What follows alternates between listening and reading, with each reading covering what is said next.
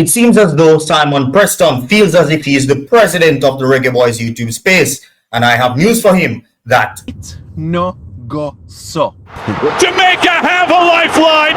How about this? Big up Gunnaz, I hear that. Don't know something that Gunnaz will say, but big up Gunnaz. When you are disseminating information, if you want to even say, Simon, is this so? How do I know if it is true or if it is not true?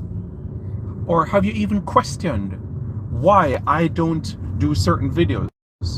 It's very, very simple, and I'm going to be absolutely straightforward and frank about it. If Simon doesn't say something, then it no go so. Okay? I have breaking news for all Reggae Boyz fans out there that Mason Greenwood is 100% definitely in talks with the Jamaica Football Federation on representing the country. However, his mom might be causing some delays. It no go so. It no go so. With Mason Greenwood, the thing is with Mason is that all of Mason's documentation that we asked him to submit, he has submitted them. The issue is that there's a particular document that his mom has to sign because the citizenship is being done through her. So what's holding that up? Is she I don't reluctant? know. It no go so. Okay? It no go so if Simon no say nothing about it. Simple. Now in this video, I'll be sharing my thoughts on recent events that have taken place in the Reggae Boyz space on YouTube, as well as share a few issues that our very own content creators have with the space in general. Yes, your very own content creators, those who you watch, not only me, but others that you do watch in this space have shared their thoughts for me in this video. So I'll be relaying that information over to you guys. If you're new to the channel, I am your host Dicanio, an Arsenal fan that covers everything Reggae Boyz and local football. This is the Gunnaz podcast.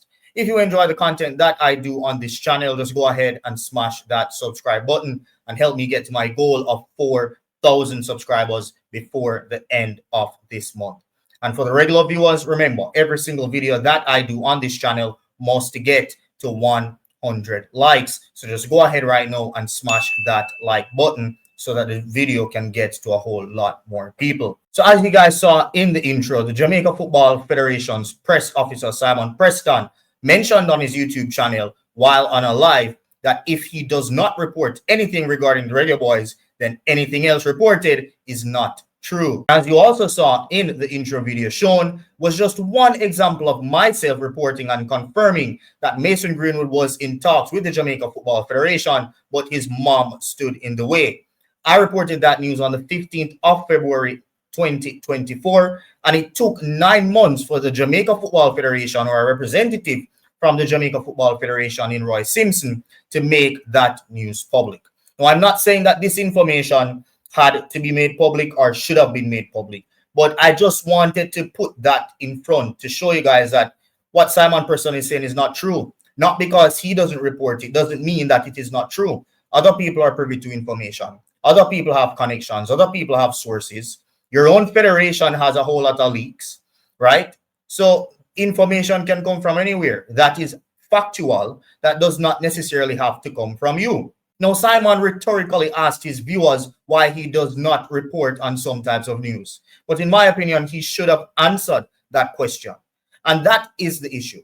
Why don't you tell the viewers the reason, Mr. President, why you have an issue with YouTubers reporting information that they are privy to? But I think I have a solution that is pretty simple. And I want you guys to think about it. If someone wants news on the Reggae Boyz, the first place that they head to is YouTube.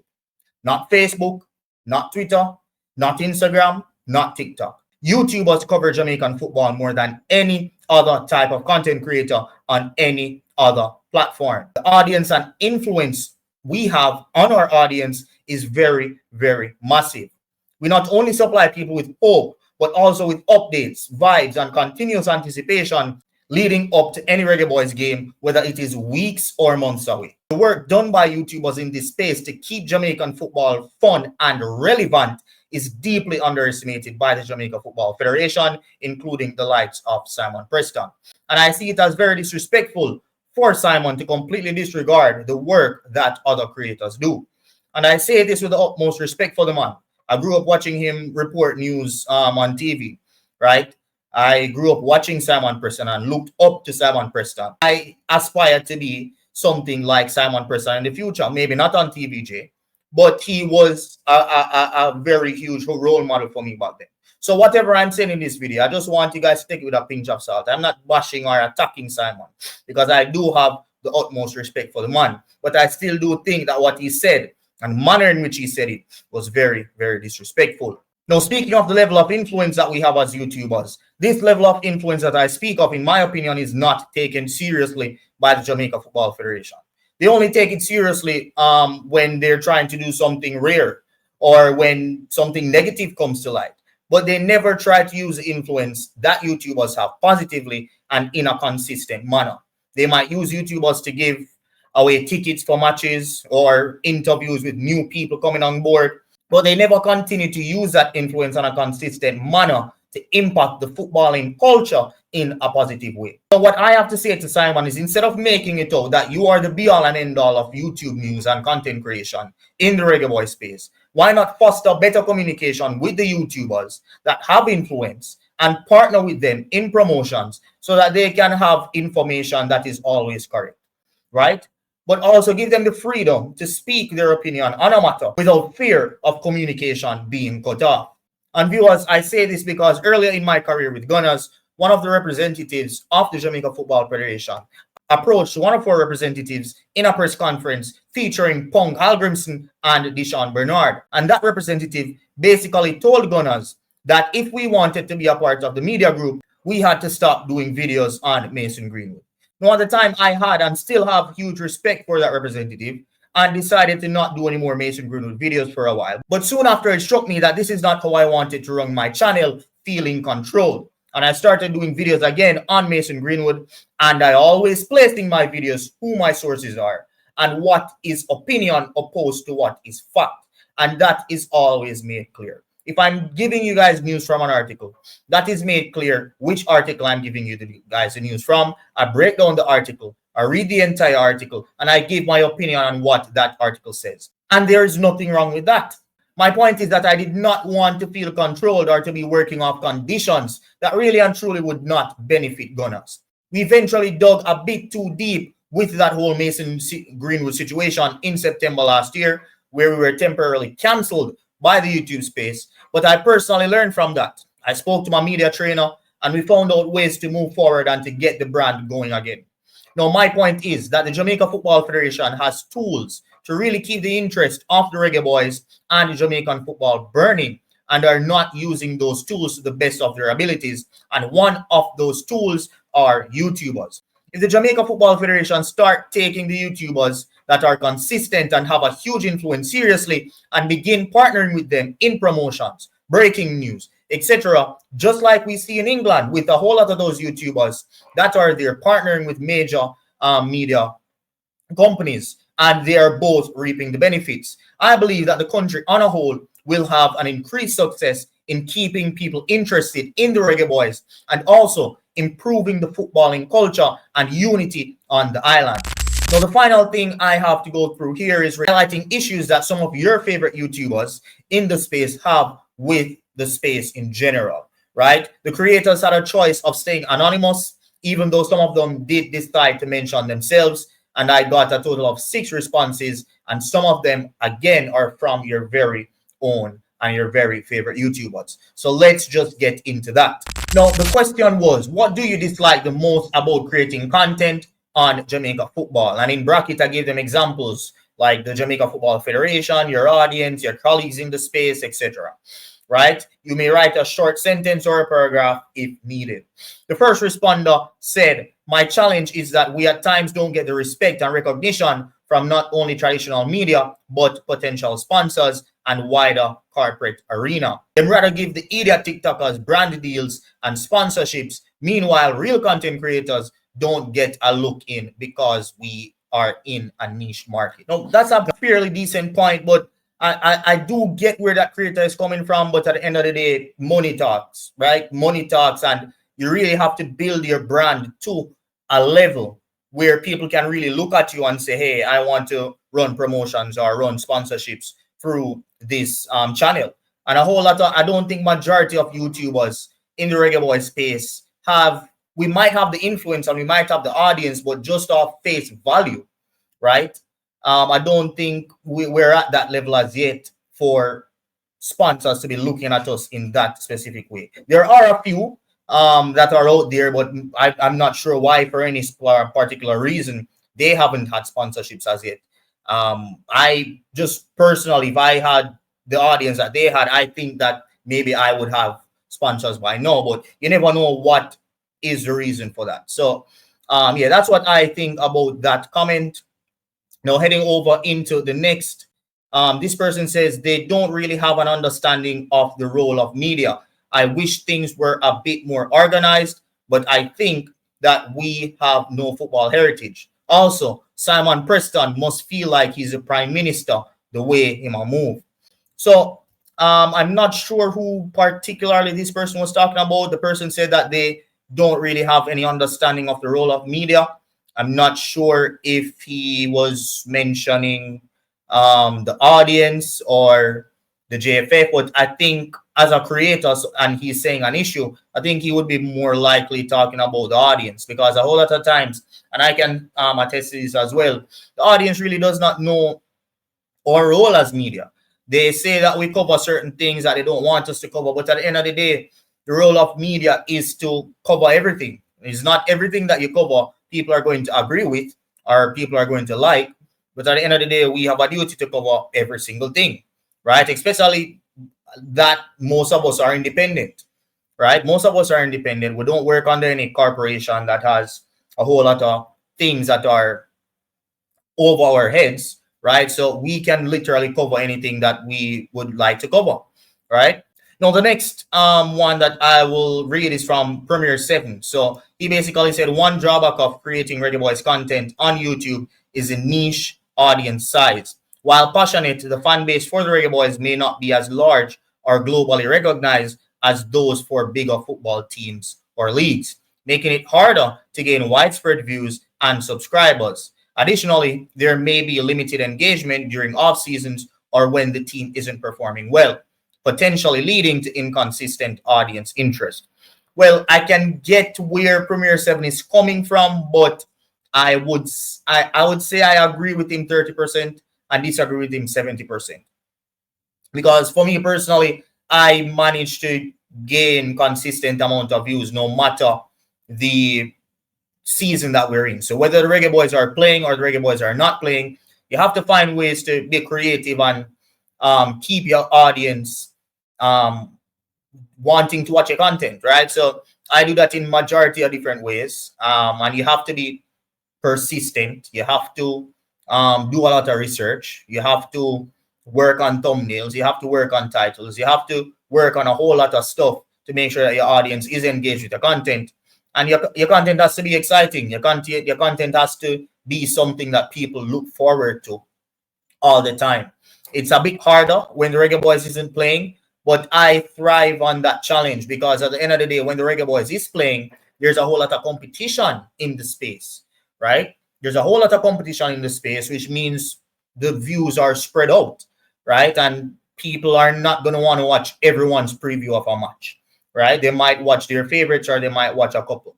However, when Reggae Boyz are not playing, right, a whole lot of people don't really have the time or creativity or innovation to find things to talk about, right? So that is where you have to come in. You have to literally, once you get an inch, you take a yard, basically. So that is my advice to Premier 7 as it relates to his comment there. Now, the next person says, I would say I have challenges with the audience in the sense that the interactions and responses from the audience aren't always fulfilling. And I think that is media. If you want to take up a role in media, whether it's independent or if you want to go corporate, you have to understand that interactions and responses from the audience aren't always fulfilling. The good thing is you have your own channel. You have, if you want, you can block people if you want. You can hide them from your channel, which means that you're not necessarily are going to be blocking them, but you hide them from other viewers and from yourself. So you do have options to manage that on YouTube if you're someone who can't take negative comments or if you're demotivated when a specific person or few persons consistently bash you or your channel, right? But I think if you want to get good at this, it's something that you just have to take on the chin and accept, right? We have 2 more responses. One is from Nick. He decided to name himself. Big up yourself, Nicardo Media Host. Go ahead and subscribe to the channel of Premier 7 and Nicardo Media Host since they decided to give their name. And his comment said, to be honest, I don't really dislike much, but if I could choose one as a content creator, we need to be more respected from certain fans in our space, because the work that we put in to do certain videos is part of being a journalist, and most of us are doing journalism and are not aligned with any big companies or big media companies. I embrace everything that comes with this job. And yeah, I think Ricardo summed up. I don't really think I have anything that is or anything bad to say or anything that I disagree with much about his comment. But as I said about Premier 7's comment, you're in a space where a whole lot of people are going to just not like what you say or not even understand that you say, right? I don't think the IQ of some people in our space, and I don't have any issues saying this, the IQ of some people in our space, they are quick to jump to conclusions without understanding the full scope or full level of where you're coming from. And that is not only from our regular viewers, even the smartest of the smartest viewers, because they have their different agendas and their different biases, they struggle to see that you are just making an objective video about something, and they just take whatever you're saying personally. So that's just something that you have to accept when you're in this space. Now, the final one, and I think you guys will be able to guess who this one is from, because this man wrote 2 paragraphs words. I'm going to try to keep it very short. Big up yourself for writing this comment. And he said that one thing I dislike the most about being a creator on YouTube in the Reggae Boyz space is the constant negativity and divisiveness that seems to plague the community. While I strive to produce balanced and insightful commentary, it often feels like no matter how fair or constructive my content is, there's always a segment of the audience ready to tear it apart. The passion for Jamaica football, while admirable, sometimes fuels toxic debates, while personal attacks and baseless accusations overshadowing meaningful discussions. It's frustrating to witness that the lack of unity among fans, players, and stakeholders, as this undermines the potential for growth and progress within the Reggae Boyz space.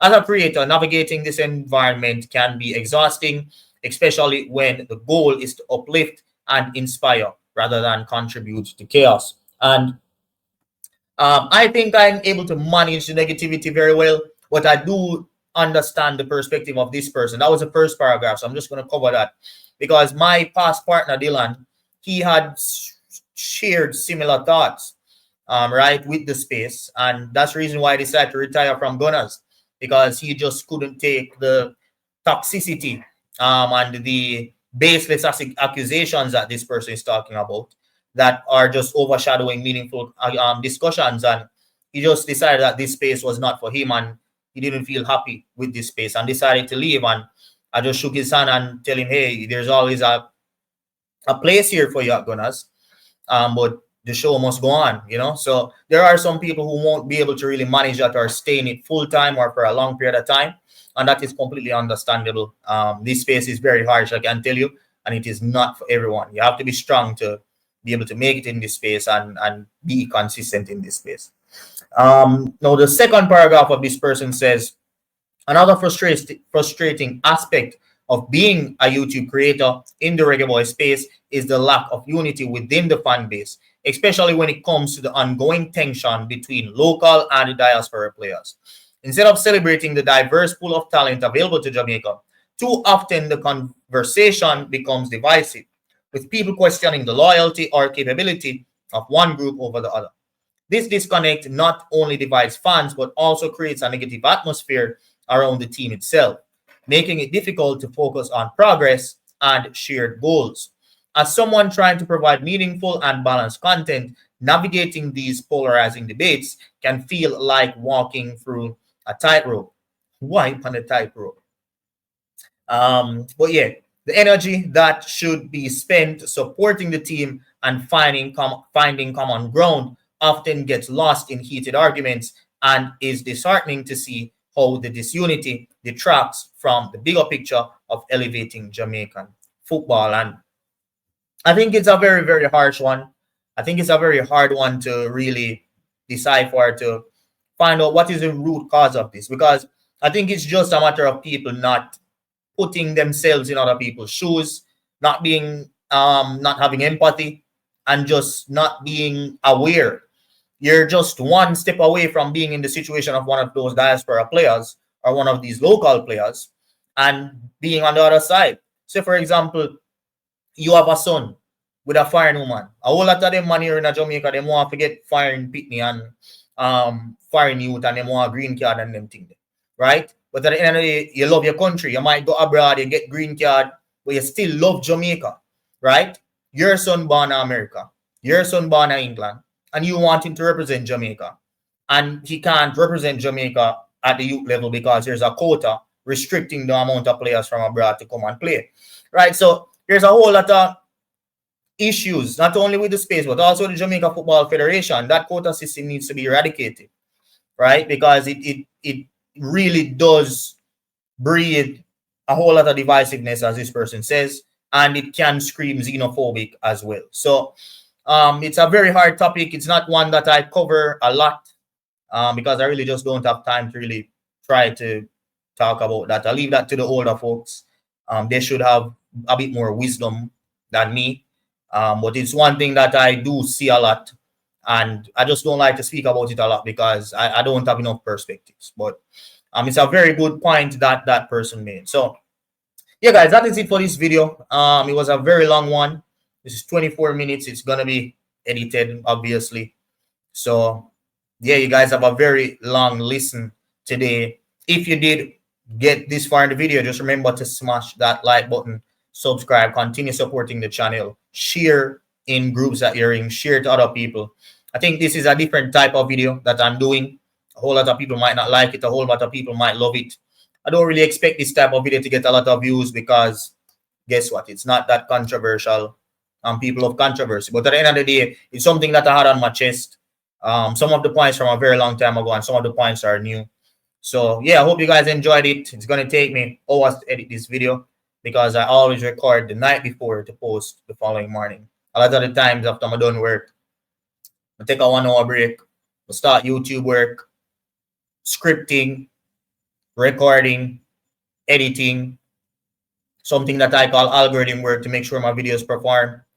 And yeah, there's a whole lot of work that goes into this that you guys don't even know about. And I think I wouldn't even say I would say I am the hardest working content creator in the YouTube space, apart from those who actually go out in the streets, like the coaches, not the coaches desk, what I mean?